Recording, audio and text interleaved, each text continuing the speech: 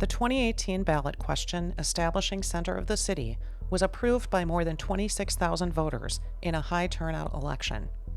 On August 5, 2025, a small number of Ann Arbor voters will decide if a downtown civic commons and urban park at center of the city is removed from the city charter. If Proposal A and Proposal B are approved, city-owned land on this block will be given away for $1 and redeveloped into privately owned high-rises.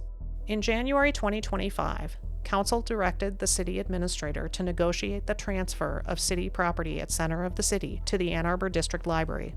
The council resolution argued that efforts to develop the center of the city into a civic commons had failed to gather sufficient funds, and therefore it should be abandoned. The resolution described the library's interest in expanding its own high-rise development plans to incorporate the city property known as Center of the City. The president of the 501c3 Library Green Conservancy offered a public comment. Since 2018, the Library Green Conservancy has raised private funds to support establishing the center of the city as a place that will invigorate Ann Arbor. In 2018, 26,752 voters expressed their support for establishing the center of the city.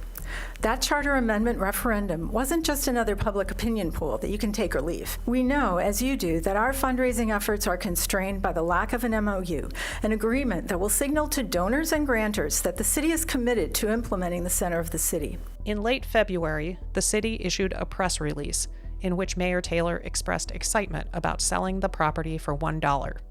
The following week, Council unanimously approved 2 ballot questions. One to repeal the 2018 charter amendment for center of the city, and one to approve the transfer of the property to the Ann Arbor District Library for $1. Both questions will appear on the August 2025 ballot. This timing is intentional and strategic when voter turnout will be at its lowest.